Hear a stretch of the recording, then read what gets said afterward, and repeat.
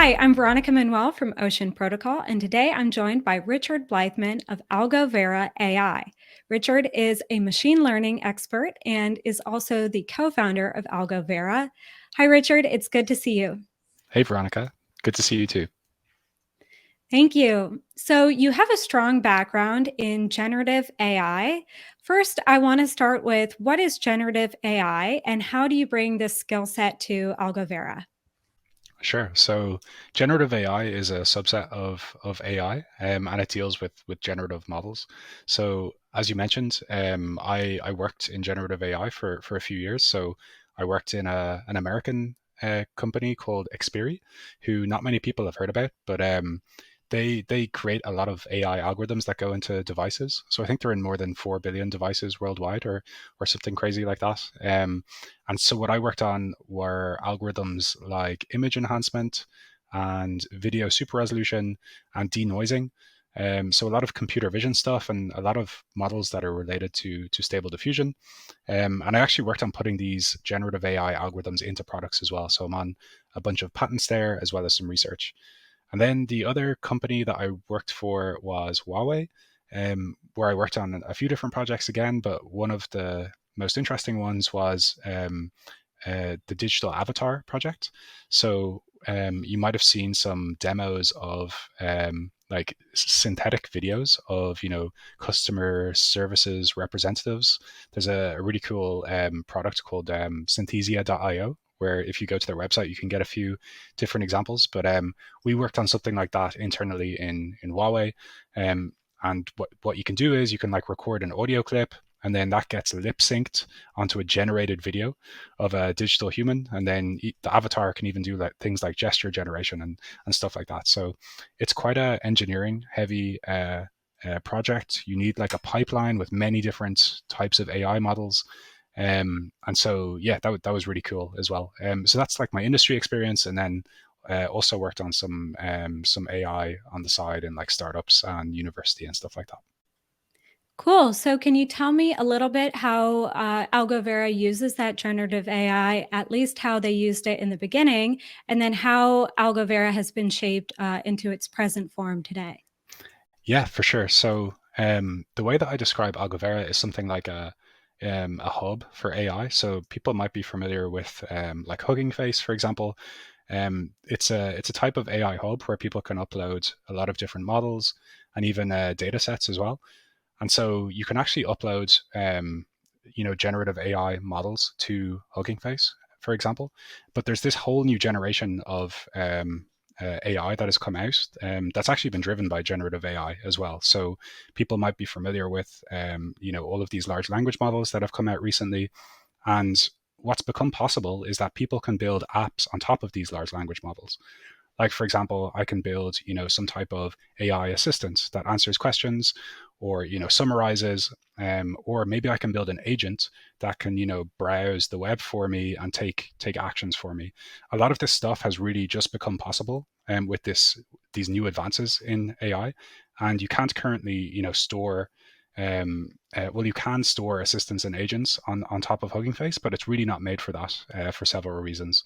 And so, what we're trying to build with Algovera is this next generation of AI Hub that can, where people can upload different assistants, different agents, different workflows built on top of, some of these different large language models. And also on top of like building this next generation of AI Hub, we also want to decentralize it. So can we run it on top of, data marketplaces like Ocean, for example? Can we, run it on top of decentralized compute in future? Can we have decentralized access control and governance? Because as great as Hugging Face is, there's also, disadvantages to having centralized forms of governance. Yeah, definitely. And before we get into the disadvantages to that, I wanted to talk about this direction in general of AI, kind of improving humanity's superpowers. Right? Humans and human intellect is so powerful on its own. AI is kind of a natural extension of that, and your hub seems to be also enabling humanity's ability to leverage large language models in your app. in the hub, and I saw that you are creating AI assistants for businesses as well. Um, I have the question here. In Maslow's hierarchy of needs, self-actualizations being at the top, along with transcendence, a connection in some sense to the greater divine realm in altruistic sense or a spiritual sense. How do you see AI kind of enabling humanity to reach its maximum potential? You can even make it as specific as Algo Vera, how you see Algo Vera specifically giving its customers these superpowers, or just in general. Yeah, for sure. I'd love to. So, I think yeah, there's many different ways that I think AI can help us to realize this. The one we hear about the most are personal productivity applications. Like these are all over like AI Twitter, for example. And I think that's a really big one, which is helping individuals by themselves to achieve more productivity in their day-to-day life. And that could just be using ChatGPT to help them write some sort of blog post or something like that, or eventually having agents that actually take actions in a browser for us, and maybe do stuff autonomously. So there's a bunch of like really interesting products working there on the personal productivity space. The one that I'm particularly interested in, and one where I think the crypto or Web3 space can help, is not just AI for personal productivity, but AI for coordination or collaboration, helping us to use AI to work together to solve some of the biggest problems faced by humanity. So that's the one I'm really passionate about at Algovera. And I think like yeah, when you say liberated, I really think it could be that as well. Like I just went to a wine tour in Porto in Portugal the other day, and they have all of these different like grapevines that are on these hills, and they're still picked by hand. But like what they were saying is that they can't get people that are willing to go out in the like summer heat in Portugal to pick these grapes. So they're like that's clearly a job that humans don't want to perform, right? And so what they're doing is they're having to widen the different terraces on the hill to like get these machines to go in and pick these grapes. And so I think like if we can automate a lot of these different jobs that humans don't want to do, I think that's a really a positive thing. Of course, we should also be like wary about over automating. Humans definitely need some sort of purpose. But I think there's a bunch of different tasks that humans really don't want to do that AI can automate for us. Yeah, definitely. Actually, it's interesting in the agricultural business that there is this sense of handpicked being of an extremely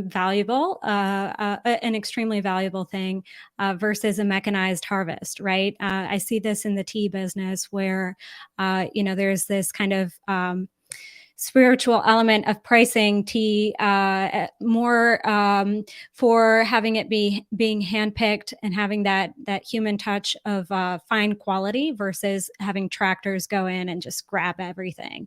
So definitely that there's room to grow even within that space of mechanized harvest. But you were talking about some of the biggest problems that humanity faces as being more interesting to you. What are some of the biggest problems that you think that humanity is facing that AI has the potential to be able to help us solve? Yeah, I think there's like a bunch of them. For we seem to face big problems all the time, and I think there's like we don't seem to be able to solve them a lot of the time. So a lot of the biggest challenges we face are things like climate change, or just governance and like not fighting wars, or dealing with pandemic responses.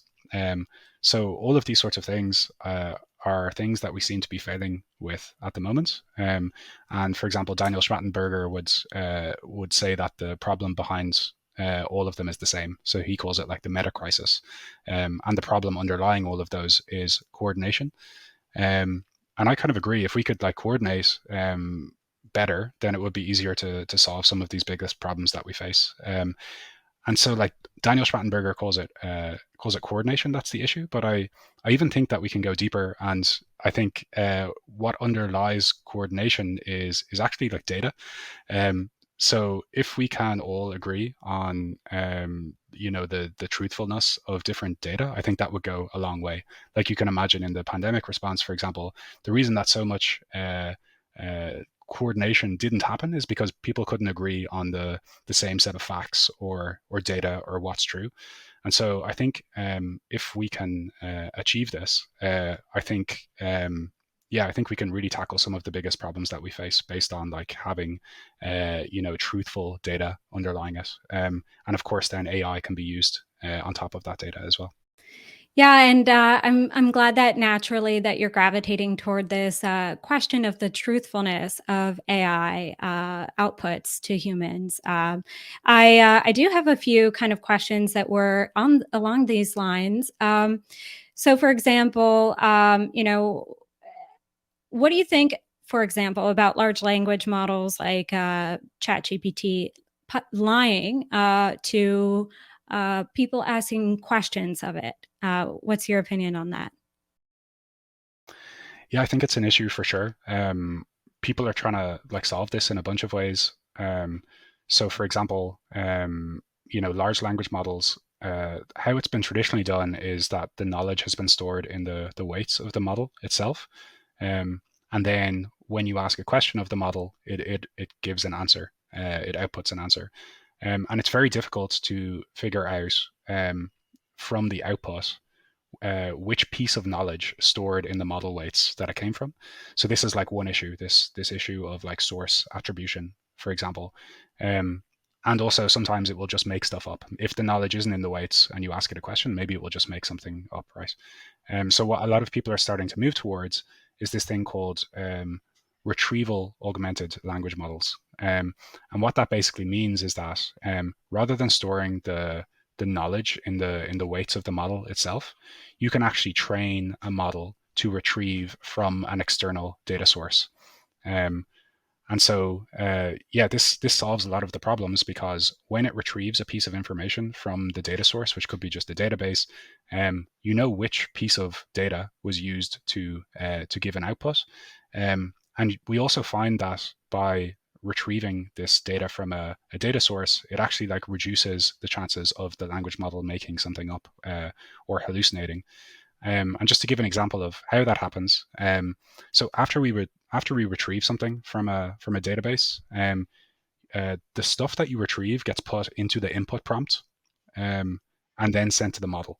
So, for example, in the traditional way, we might ask GPT-4 who is the president of the USA, and maybe it gets it wrong because it hallucinates, and also its training data is only up to like 2021 or something like that. How we would do this with retrieval augmentation would be that based on the user question, which is who is the president of the USA, we would retrieve a bunch of different data sources that might be relevant for answering that question. So that could be from like a Web2 database. It could be from like a Google search through the API, maybe some other type of retrieval. And then once we retrieve all of this information, we pass it into the input prompt along with the question. And we could say something to GPT-4 like, here is the question that the user has asked, who is the president of the USA, and here is some content that might be relevant for answering this question. Here is some from a database, here is some from Google search, here is something from somewhere else. Your job is to answer the question that the user asked based on the data that has been provided to you. And so it just means that we're giving the language model less of a job to do. Rather than asking it to do a complicated task like answer a question, we're basically just asking it to, extract relevant information from data sources and maybe aggregate it and maybe reason over it and provide an answer. So you're kind of like decoupling the knowledge retrieval step from the like reasoning step or like the language modeling step. And this is like a really promising direction for reducing the amount of stuff that language models make up. And I think even here, like Web3 could be really useful for going one step further than what people are currently doing. Yeah, and in that sense, and I just spoke with Bruce in our last episode about digital provenance being traceable on the blockchain, and so in this sense, yeah, Web3 is very applicable. And I'm excited for our future where blockchain technologies are just going to permeate all sorts of web and AI applications. Um, along these lines, it is easy to imagine, AI, being in the and my mind here, kind of going back to I saw in another podcast that you were in that you had some AI surveillance work that you did, and I was curious, because the hot topic of the day, and I asked Bruce this as well, was about the dangers of AI. I know we touched upon the lying of AI and how we can reduce that.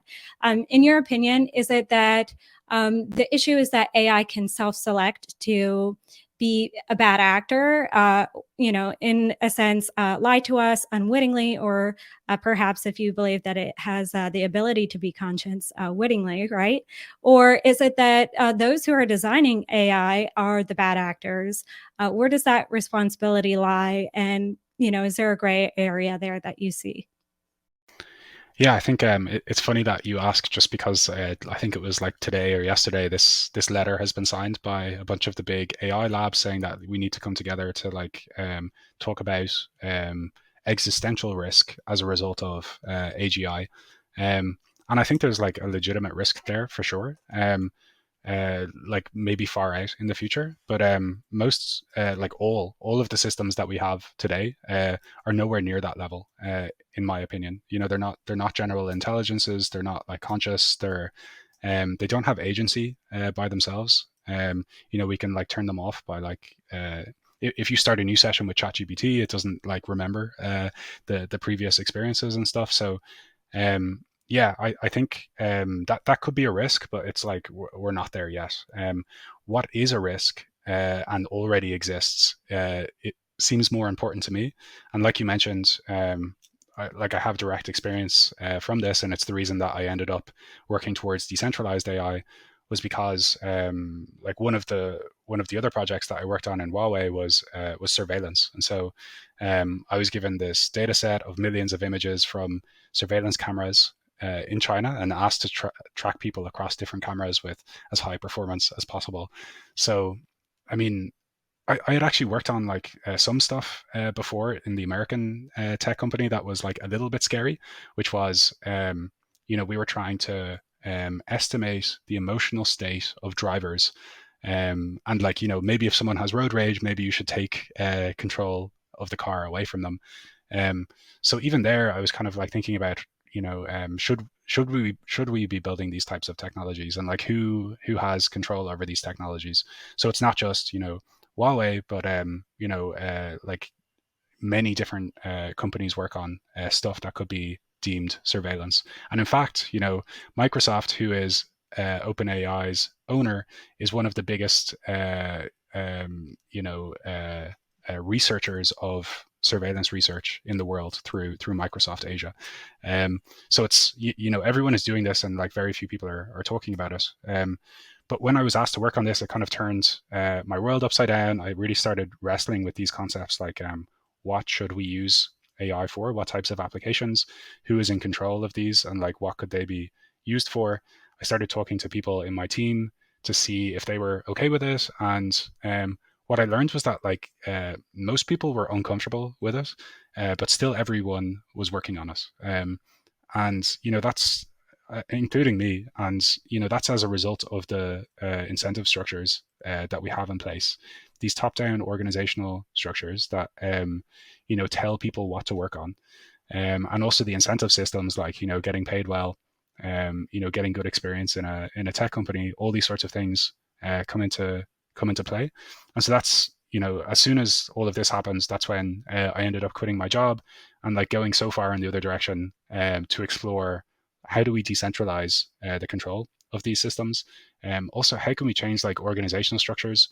Like, wouldn't it be better if we had more of a bottom-up structure where people could choose what applications to work on? And then, like, our hypothesis would be that if you let people choose what applications to work on, they're going to work on things that are generally good for the world.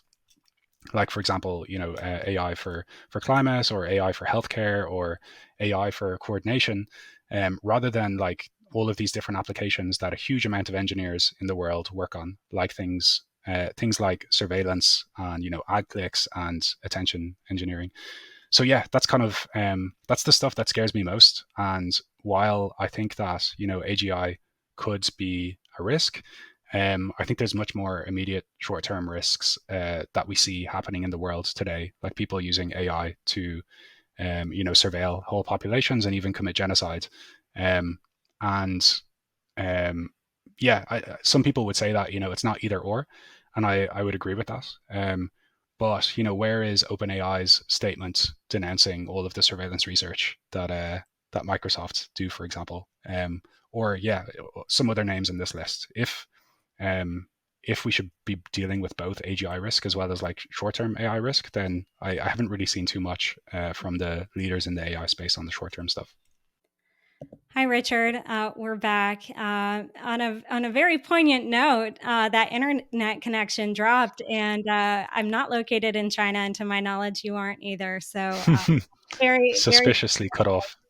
yes, yes, very suspicious indeed. So, I want to just keep rolling with it because Hmm. it looks like our recording did continue throughout that hiccup there. Um, Hmm. I actually did think that you were going to lean the other way and say that AI, AGI, would self select to do evil deeds or possibly be dangerous for humanity. But it's very interesting that your firsthand experience says that actually, in this sense, that absolute power corrupts absolutely.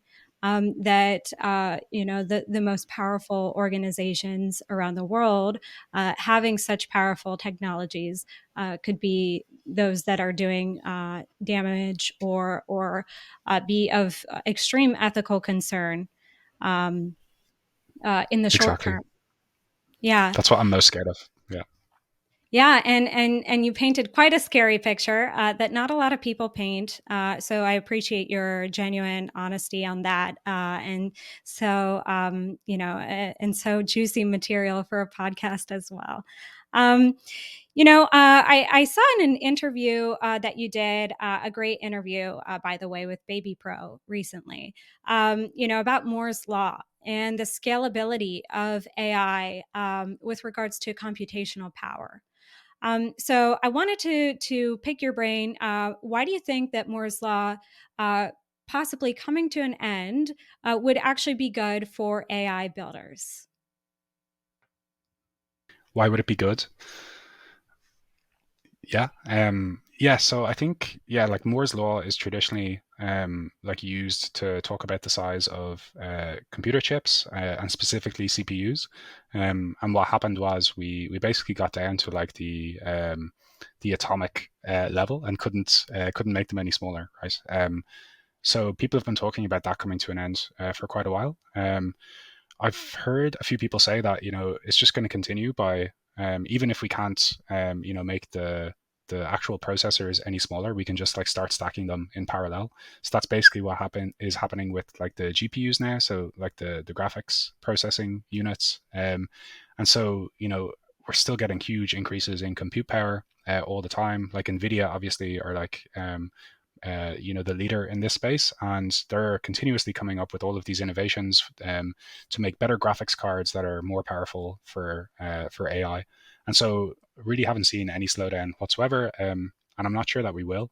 And then there's a bunch of stuff to come out. Like for example, instead of using graphics cards, will people make like an ASIC that is particularly good for the transformer architecture, or maybe even like custom chips for different applications and stuff like that. So I don't think it's going to come to an end. I think we're probably going to see like compute continue to increase all the time. Is that a good thing? I don't know. I mean, like on the one hand, uh, I think if we did stop seeing increases in compute power, maybe that compute power would be more widely distributed among everyone. So like that's a big hurdle for anyone who wants to work with state of the art language models at the moment. It's just the amount of compute that you need, and people have limited access to these graphics cards, and of course, like the priority goes to these big labs when Nvidia are distributing the chips and stuff like that. So um, yeah, maybe it would get more democratized if compute power stopped, but I don't expect that to happen. So I'd say there's always going to be a little bit of an imbalance there. Maybe some of these decentralized computing protocols can help that in the long term. Like for example, Jensen AI are trying to get access to a lot of these like really good graphics cards that you need for training large language models, and also decentralize that. So yeah, who knows how that's going to play out? Maybe crypto can play a role as well. Yeah, the point that you had made in this podcast that I saw you in about Moore's law possibly ending was that this will force out of necessity some innovations on AI algorithms instead of necessarily scaling the actual computational hardware. And so the reason I'm picking on this point is because one of Ocean's founders, Trent McConaughey, he talked about how actually the amount of data rather than the cleverness of an AI algorithm is what improves AI accuracy. So we're talking about the scalability of computational power versus the cleverness of the algorithm versus the volume of data. Is it the data, the computational power, or the cleverness of the algorithm? I know it's a combination of all three. What do you think is the most significant to AI predictions being accurate? I'm just curious as an expert It's a good yourself. question. Yeah, it's a really good question. It swings back and forth. I've seen a few waves of this, like in the previous regime of AI, it was like about compute for a bit, and then it all swung back to people saying that data is the most important thing, and like Andrew Ng would be like a big proponent of that. He created like a course on data centric AI. And then all of these new advances in AI came out with large language models, and people were like, data doesn't matter anymore. It's all about the compute. But now there's like slowly signs appearing again that the pendulum is switching back towards data. So like Ahmad from Stability AI, talks a lot about the quality of data. And what that means is that maybe if you have a really good data set, you can actually get away with using a smaller model that performs as well as like a larger model that was trained on more compute, but with less data. Um, so yeah, I think both are like really important. It seems to like swing back and forth a bit, and my sense is that it's swinging back towards like data a bit at the moment. And of course, that's like a really big advantage for the Web3 space as well. We have one of the advantages that like Web3 AI can have over, mainstream AI is that we can use the power of the crowd, and we can like crowdsource more data, more labels. Of course, this is something that like the open source AI space already tries to do. But if we can set up that infrastructure for like crowdsourcing this data, giving ownership of that data to people through NFTs or some tokens, and allowing them to like get rewards when that data is used. I think that would be a really cool use case, and could arguably create more powerful AI models than can be created through like mainstream AI. Okay, very cool. I had not considered that incentive structure happening on the blockchain as you described. Um, because we're talking about the blockchain and AI with regards to how let me I'm stuttering here. I'm a junior podcaster. Let me just ask the question point blank as I have it written here. We're talking about AI generated content on the internet, and then the in general we're talking about the power of the blockchain with regards to um, you know being able to share this data on chain with AI. in general. I wanted to ask you, because we're approaching an era, it looks like that the internet is becoming cluttered with AI generated content that, I'm going to pose that we can't distinguish from human generated content. What is so bad about that? Is that really so worrisome? Um, yeah, I mean, like I think there are dangers with having really good, convincing content created that can fool humans, especially when a lot of people don't even know that this type of AI technology exists. Like I spend all my time talking about AI and thinking about AI, but then when I go into the real world and like talk to friends or family, no one really knows like any of it that is going on, and so I'm their main source of information in that.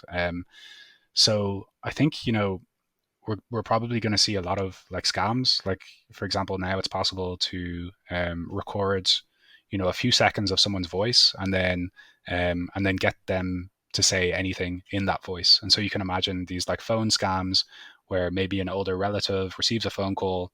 Maybe it's in the voice of their nephew, and it asks them to like send money because they're in trouble or something like that. I think we're going to see a lot of stuff like this happen.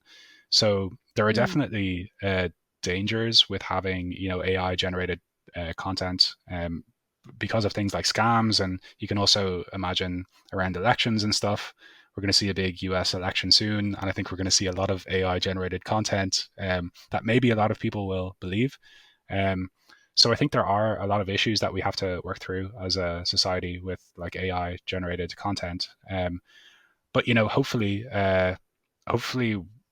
people will get used to it. I mean, like this would have happened when CGI happened for the first time, right? Like people already kind of know that you shouldn't believe every image you see. That like images can be created, that aren't real. I think what's really changed is just the scale at which we can generate this content now. If you want to generate a fake image at the moment, you have to get some sort of creator, and it has to happen manually. But what happens when everyone can do that? And the scale of this content on the internet is just massive.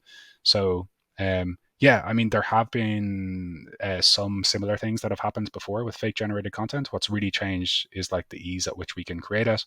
I'm sure that's going to create a ton of problems, um, and maybe like crypto and Web3 has some ways that we can fix it through some sort of signatures that humans can use. But yeah, I mean we've come through phases like this before, so I think hopefully people will get used to it. But there will be a lot of issues in the short term, I think.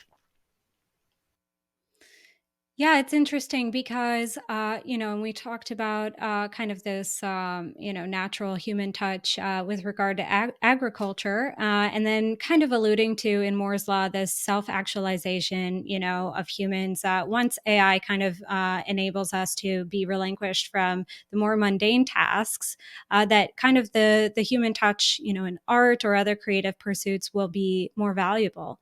Right? Because we'll be in an era of abundance of AI generated content. But, in a sense, we're then competing with AI, or it's like an arms race of who's got the more obviously authentic output when AI is able to mimic the human touch, human flair in art, music, voices, etc. So it's an arms race, in my opinion. That's interesting to see that it's playing out, and maybe more on the macro level. Um, as we wrap up here, I wanted to get, from you, who are some of your favorite thought leaders in the AI space? Wow, that's a big one. So in the AI, the like mainstream AI space, I guess you mean? Yeah, sure. Yeah. Yeah, that's I guess like I have different ones for different things.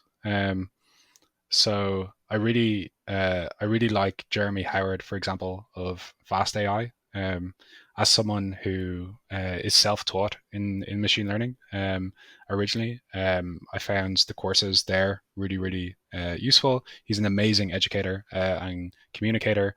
and still like is an important voice in what's going on AI Twitter these days as well. So that was like one. Also, like Andrew Ng is kind of along similar lines. Really good educator. That was my first online AI course that I ever did, and he continues to put out videos on like data centric AI, and even still is active on like AI Twitter and stuff like that.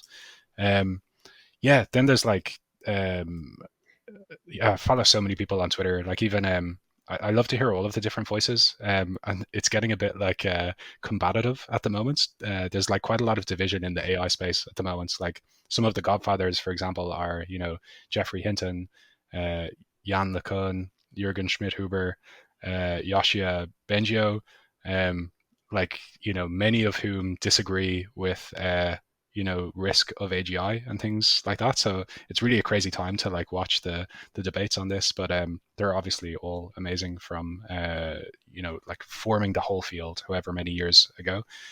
Um, I'm trying to think. Are there any others? Um, they are. And I don't Hmm. mean to stump you here. Yeah, I'm not trying to stump you here. It's just I was curious. Your influences. Are there any books or movies that you can recommend to our viewers who are interested in learning more about AI, both at the beginner level or at the more advanced level? Yeah, I think those two courses that I mentioned. So the one by Andrew Ng was the first course I ever took. It's on Coursera, and it's called like Introduction to Deep Learning or something like that. That's an amazing course for learning like the fundamentals. Then the Fast AI course, they tend to put them out like every year. I think they actually did one on generative AI quite recently, and that's more. It's less at the fundamentals level, and it's more top down. So I guess you still get to learn the fundamentals, but they start off with here's how you train your own algorithm. Um, you don't need to understand everything that's working under the hood.